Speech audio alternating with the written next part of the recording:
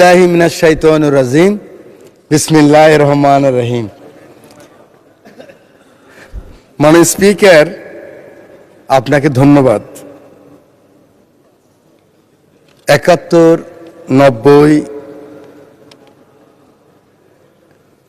এবং ২৪-এর রক্তাক্ত জুলাই বিপ্লব, বর্ষা বিপ্লব, এই বিপ্লবে যারা শহীদ হয়েছেন, বিশেষ করে এই জুলাই বিপ্লবে যাদের রক্তের বিনিময়ে, আকাঙ্ক্ষার বিনিময়ে আজকে মহান সংসদে আমরা যারা সবাই এই বিপ্লবে অংশগ্রহণ করার সুযোগ হয়েছিল, আমাদের পরবর্তী ১০০ বছরের প্রজন্ম জানবে যে আমার পিতা, আমার দাদু এই সংসদে আবার কখন ঢুকতে পারবে চিন্তাই করেনি যারা। ২০১৪ সালের ৫ই জানুয়ারি হঠাৎ করে এখান থেকে বেরিয়ে গেলাম। আমার পাশে আমার অনেক বন্ধু সেদিন এই সংসদে ছিল। ওরা বলতে পারবে এরকম একটি বিপ্লবের মাধ্যমে, যেখানে এই সংসদ ভবনের লুকিয়ে আছে শুনে প্রত্যেকটি রুম ভেঙে ফেলেছে, কোটি কোটি অর্থ টাকা এই সংসদ ভবনে পেয়েছে, গণভবনের ইট নিয়ে গিয়েছে। এটা বিএনপির লোকেরা নেয় নাই, জামাতের লোকেরা নেয় নাই, এটা ফাইয়াজের মারা নেন নাই, আকরামের মারা নেন নাই, আবু সাইদের আম্মা নেন নাই। এটা বাংলাদেশের রিক্সাওয়ালা, শ্রমিক, জনতা সকলে ক্ষোভের বহিঃপ্রকাশ ছিল সেদিনকার সেই সমাপনী আন্দোলন। সেই সমস্ত শহীদদের আত্মার মাগফিরাত কামনা করছি। আল্লাহ যেন তাদেরকে বেহেশতের সর্বোচ্চ মাকাম দান করেন। মাননীয় স্পিকার, শহীদ মোহাম্মদ শামীম, শহীদ মোহাম্মদ সবুজ, শহীদ মোহাম্মদ হাসান, শহীদ মোহাম্মদ মাজারুল ইসলাম, মোহাম্মদ ফেরদাউস শহীদ যুবদল নেতা, আরিফ ছাত্রদল নেতা, আপনারা হঠাৎ করে মনে করছেন এই নামগুলি কোত্থেকে আসলো? অজপা গাঁয়ের, মেঘনা পাড়ের। আমার পাশে বসা আছে আমার মাননীয় সংসদ সদস্য, আজকের পানি সম্পদ মন্ত্রী আবুল খায়ের ভূঁইয়া সাহেব, আমাদের অঞ্চলের। এরা শহীদ হয়েছে জুলাই বিপ্লবে। ওদের মাকে আমি কথা দিয়েছি, আমি জানি এর রুলস অফ প্রসিডিউর অনুযায়ী মহামান্য রাষ্ট্রপতির চেয়ারকে আমি সম্মান করতে হবে, সম্মান রেখেই বলছি।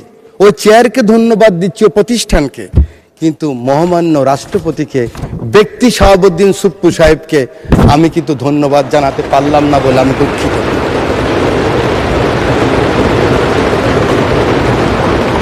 মাননীয় স্পিকার, শহীদ প্রেসিডেন্ট জিয়াউর রহমানকে স্মরণ করছি। আমার প্রিয় নেত্রী, আমার মা বেগম খালেদা জিয়া জীবনের শেষ পর্যায়ে এই চেয়ারে বসা ছিলেন 9th পার্লামেন্টে। তাঁর পিছনে ছিলেন জনাব ফারুক সাহেব, আমরা ছিলাম, পার্থ সাহেব ছিলেন। প্রথম দিন 1/11-এর পরে আমরা যখন 26 জন, ম্যাডাম খালেদা জিয়া 3 জন, 29 জন ছোট্ট রুমের মধ্যে পার্লামেন্ট পার্টির মিটিং হলেন, আমি সাইকোলজির ছাত্র, আরেকদিন বলেছিলাম, মুখ দেখেই বুঝেছি ম্যাডামের মনে অনেক কষ্ট। ম্যাডাম নিঃশ্বাস ছাড়লেন, বাম দিকে খন্দকার দেলোয়ার সাহেব বললেন আর এই রাজনীতি করা হবে না, আপনারা যান, আমরা বয়কট করব। আওয়ামী লীগ আসলে আওয়ামী লীগ বয়কট করবে, আমরাও তো অনুষ্ঠানে যাব না, আমরা আসলে আওয়ামী লীগ আসবে না, এই রাজনীতি বন্ধ করতে হবে।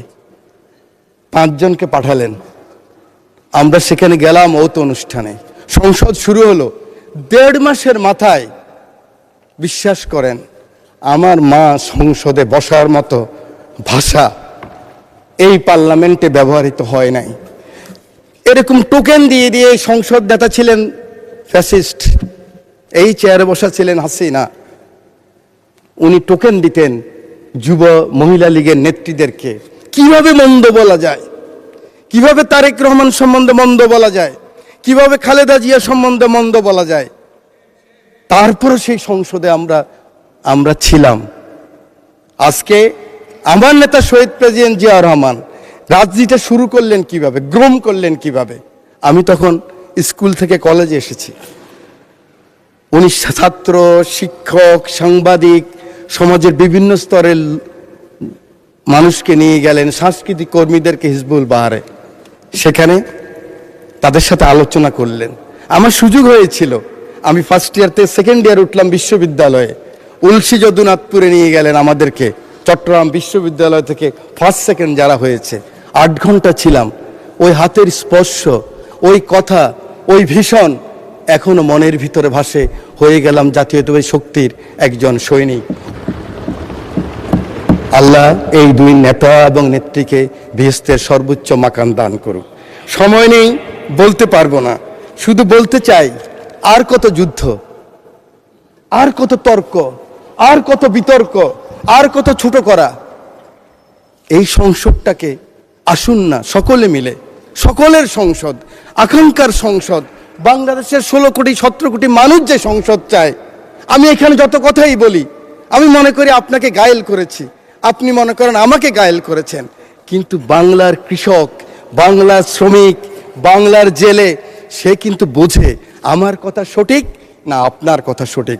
আমার মহাসচিব মহোদয় এখানে বসা আছেন, আমার মহাসচিব মহোদয়কে হেলমেট পরাই নিয়ে গেছি, নাম বলতে পারলাম না, একজন সেনাবাহিনীর প্রধানের সাথে মিটিং করার জন্য আজকের কৃষিমন্ত্রীর বাসায়। কারণ ওটা বেশি দিন নয়, 23 সালের কথা বলছি। জীবনের বাজি নিয়েই কথাগুলি করেছি আমরা। আমার নেত্রীর 11 আমার নেতাকে যখন নিয়ে গেল খবর পেলাম আমি, কারণ 7 দিন আগে শেষ দিন আমার দেখা হয়েছিল আমার নেতা তারেক রহমানের সাথে, বেগম খালেদা জিয়ার সাথে 111-এর পরে হাওয়া ভবনে। সেদিন ছিল ওনার শেষ দিন। খবর পেলাম ওনাকে নিয়ে গেছে, ঢুকে গিয়েছে। 196 জন এমপি ছিল এই পার্লামেন্টে, আমি ঢুকেছি। আমার নেত্রীকে দেখেছি, একজন মা, তার সন্তানের জন্য কি আকুতি, কি কান্না, কি বেদনা বিধুর আমি দেখেছি। আমি সেই কথা মনে রাখতে চাই।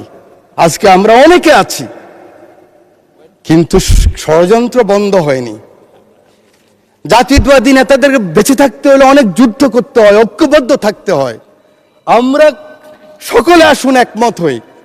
আগামী দিনে যে চ্যালেঞ্জ আসবে, এই জাতীয়বাদী শক্তির বিরুদ্ধে আবার যে ষড়যন্ত্র আসবে, সেদিন কারা প্রধানমন্ত্রীর জন্য জীবনের বাজি রাখতে পারবেন, বাংলাদেশের জন্য বাজি রাখতে পারবেন, সেরকম যদি একটা শক্তি, সাহস থাকে, তখনই হবে সবার আগে বাংলাদেশ। তখনই হবে দিল্লি নয়, পিন্ডি নয়, অন্য কোনো দেশ নয়। জি, সময় বাড়ানো হলো আরো 4 মিনিট। Thank you very much. You are very welcome. Thank you very much. আমি আপনাকে ধন্যবাদ জানাই। আমার সংসদ নেতা, আমি ওনাকে হসপিটালও দেখেছি। একজন মানুষ তার কর্মীকে কত ভালোবাসলে, আমি অ্যাপ্রন পরে গিয়েছি, মাস্ক লাগাই গিয়েছি। আমি এমপি ছিলাম, দেখে চিনে নাই। সেই ছবি আপনারা দেখেন, কিন্তু মাথার মধ্যে ব্যান্ডেজ লাগানো। আমি মাস্ক খুললাম, অবাক হয়ে গেলেন, আপনি কেন আসছেন? আমার চোখের পানি পড়ছে, আমি পিছিয়ে আসলাম। আমি বলতে চাই, এই চ্যালেঞ্জ আবার আসবে, ষড়যন্ত্র বন্ধ হয় নাই।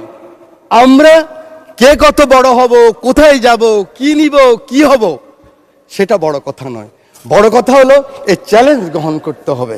মাননীয় স্পিকার, আপনার মাধ্যমে পুরো হাউসকে জানাতে চাই, চিন্তা করেন তো, কথার সাথে বলতো জামাত শিবির, কথার সাথে বলতো জামাত বিএনপি, একসাথেই তো আমরা। আমার হাতে তো এখনো রক্তের দাগ নিয়ে লেগে আছে। এই মতিঝিলে 19 দিন ছিলাম রিমান্ডের মধ্যে। কেন আমরা ছোট করার চেষ্টা করতেছি? আমি বিশ্বাস করি আমার নেতা ছুটে গেলেন একটু আগে, আমার সেই ভাই এখন আছেন, আমার নেতা তারেক রহমান ছুটে গেলেন, ওখানে গেলেন, দেখলেন। সাথে সাথে আমি মনে করি আগামী দিনে রাজনীতির জন্য সংসদে বিরোধী দলের নেতা আপনিও ছুটে যাওয়া উচিত ছিল। আমি জানি না আমার কথা কিভাবে নেবেন, যে মাননীয় সংসদ নেতা, আমি শুনেছি, আমি উপস্থিত ছিলাম, কেন ওনার পিছনে আমি ছিলাম, আপনি গিয়েছেন, উনি বলেছেন আপনার কিছু প্রয়োজন লাগলেও আমাকে বলবেন। এভাবেই রাজনীতিটাকে আমরা এগিয়ে নিতে হবে। বাংলাদেশের মানুষের আকাঙ্ক্ষা এই রাজনীতি, মানুষ আর এই হিংসা প্রতিহিংসা আর দেখতে চায় না। বক্তব্য আমি শেষ করছি। যাওয়ার আগে দ্বিতীয় বিশ্বযুদ্ধের একজন সৈনিক, আমরা জানেন আমরা কিন্তু উইলস্টন যে চার্চিলের পক্ষে, মিত্রশক্তির পক্ষে যুদ্ধ করেছিলাম, এবং আমরা কিন্তু বাঙালিরা সবসময় এরকম ছিলাম। আমরা মুঘলের বিরুদ্ধে ঈসা খাঁ যুদ্ধ করেছে, ফরাজি আন্দোলন, ফকেরি আন্দোলন, এগুলি তো আমরাই করেছি। ইলা মিত্রের আন্দোলন আমরাই করেছি, তিতুমিরের বাঁশের কিল্লা আমরাই করেছি। এই সৈন্য গিয়েছিল, যুদ্ধ করেছে বিভিন্ন জায়গায়। মাননীয় স্পিকার, পরে আসছে বার্মায়। বার্মায় আসার পরে নিজের দেশের কথা মনে পড়েছে। দেশের কথা মনে করার পরে মনে করলো এই বর্গী ওলন্দাজ ব্রিটিশরাই তো অত্যাচার করেছে, আবার তো সেই অবস্থাই হবে। তার স্ত্রীর কথাও মনে পড়েছে। তখন ঢাকায় কিন্তু লণ্ঠনের বাতি জ্বালতো। তো তিনি বলেছেন, পরের জন্য যুদ্ধ করেছি অনেক, পরের জন্য যুদ্ধ করেছি অনেক, এবার তোমার আর আমার যুদ্ধ। যদি বলো এত যুদ্ধ করে কি পেয়েছি? তিউনিসিয়ায় পেয়েছি জয়, উগান্ডায় পেয়েছি জনগণের ভালোবাসা, আর প্রতিবেশী বার্মায় পেলাম ঘরে ফেরার তাগাদা। আমি যেন সেই বাতিওয়ালা যে পত্ত রাস্তায় বাতি জ্বালিয়ে ফিরি, অথচ যার নিজের ঘরে জমে থাকে দুঃস্ব অন্ধকার। এই অন্ধকার আমরা কাটাতে চাই, এই অমনীষা থেকে বের হতে চাই। আমরা সুন্দর স্বাভাবিক সকলের জন্য যে বাংলাদেশ, সেই বাংলাদেশ চাই। আমার নেতা তারেক রহমানের সবার আগে বাংলাদেশ, সেই বাংলাদেশ চাই। আমার রামগতির দায়িত্ব নেতাকে দিলাম, আমার এমপি, আমার নদী ভাঙ্গা মানুষ শহীদুদ্দিন চৌধুরীকে দিয়ে সময় নাই, সেই কারণে সকলের ভালোবাসা চেয়ে, আদর চেয়ে বক্তব্য শেষ করছি। আল্লাহ হাফেজ, বাংলাদেশ জিন্দাবাদ।